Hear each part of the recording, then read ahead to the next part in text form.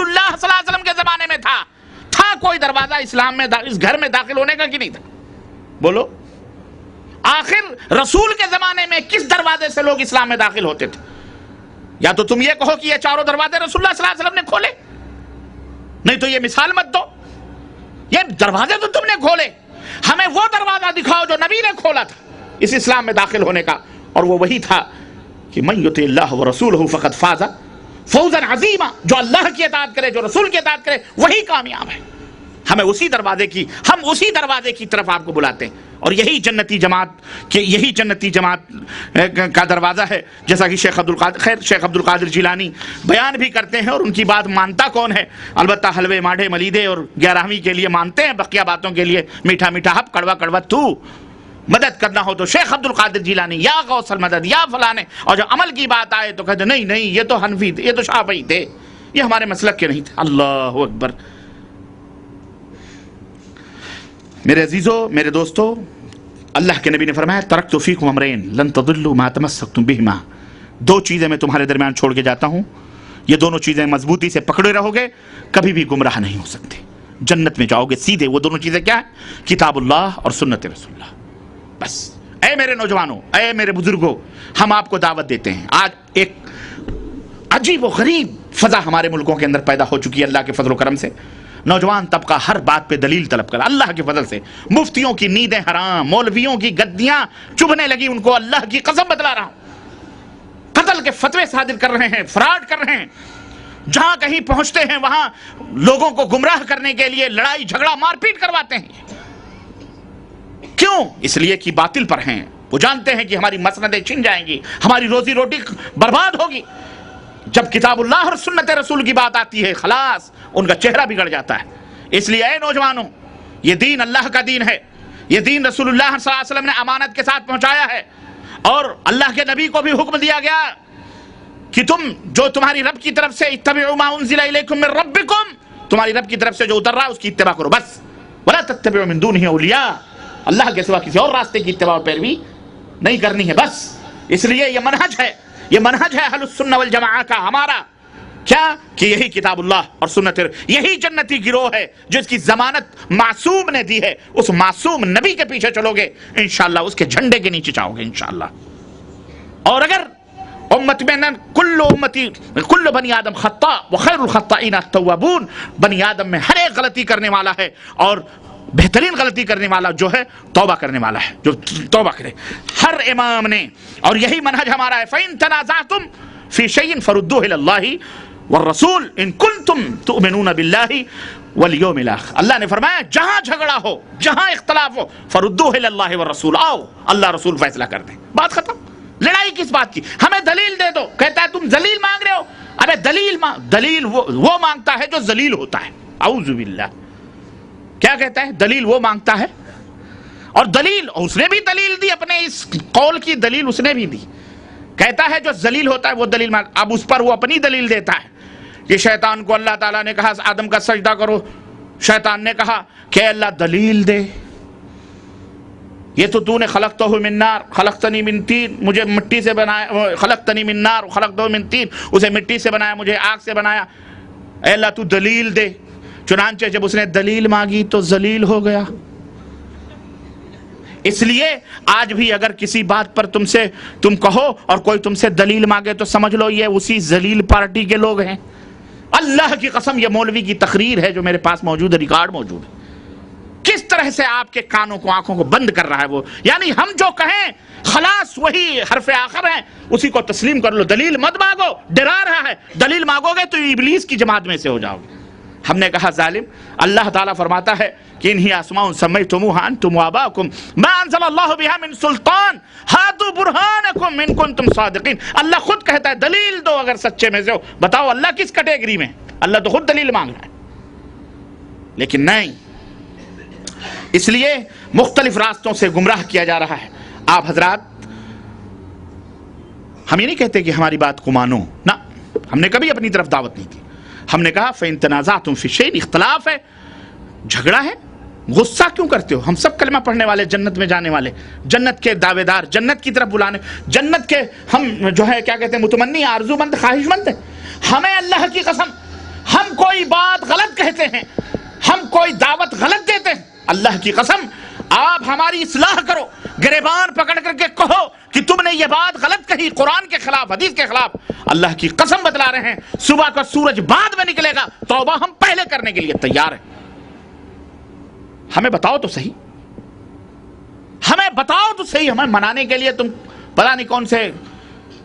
کیا کیا لے آتے ہو، کوئی شدہ لاتا ہے، کوئی خانقاہ لاتا ہے، کوئی چبوترا لاتا ہے، کوئی بابا لاتا ہے، کوئی تازیہ لاتا ہے، کوئی پتہ نہیں کیا کیا لا کے ہمیں منوا رہے ہیں۔ ہمیں منوانے کے لیے قرآن کریم چاہیے، ہمیں منانے کے لیے نبی کریم صلی اللہ علیہ وسلم کا فرمان چاہیے۔ اور ایک بات اور سنو،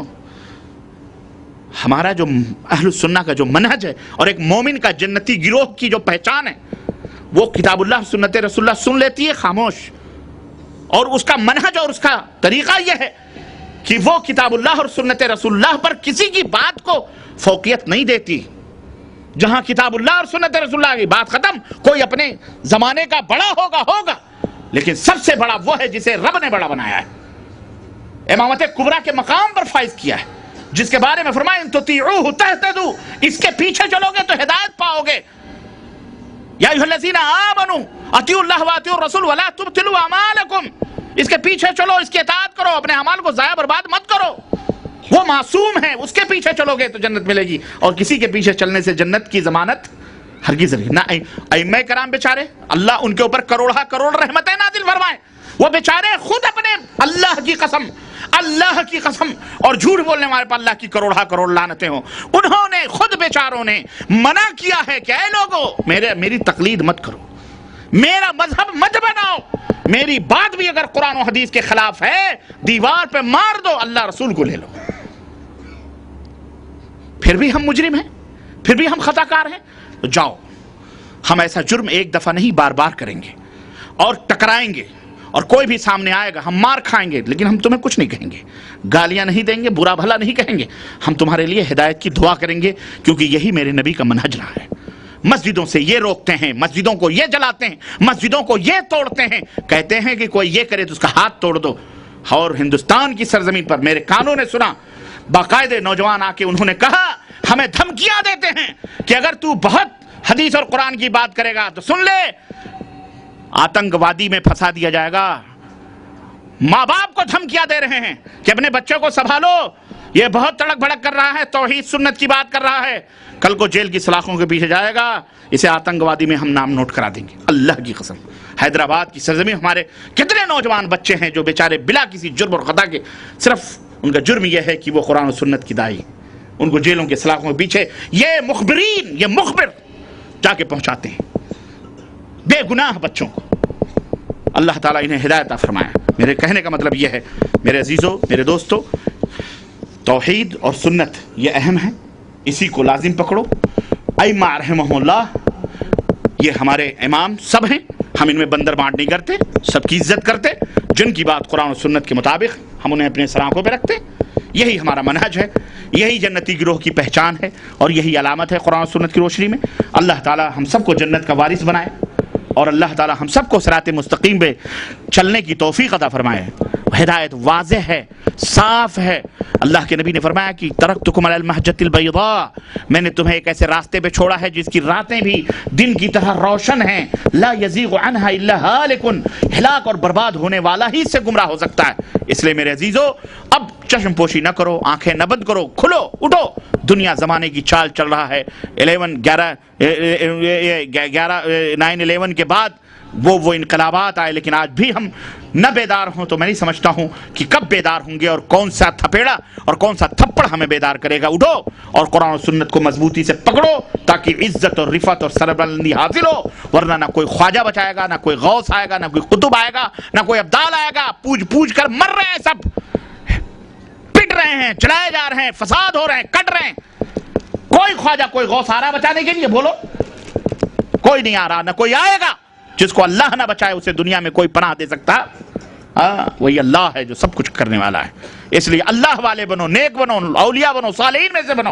تاکہ جنت میں جاؤ۔ اللہ ہم سب کو صراط مستقیم پہ چلنے کی توفیق عطا فرمائے، اور اللہ ہمارے گناہوں کو معاف فرمائے، اور رمضان کے ان خیرات اور برکات اللہ تعالیٰ زیادہ سے زیادہ کمانے اور حاصل کرنے کی توفیق عطا فرمائے۔ اور سحر کا وقت ہے، رب سے دعا کرو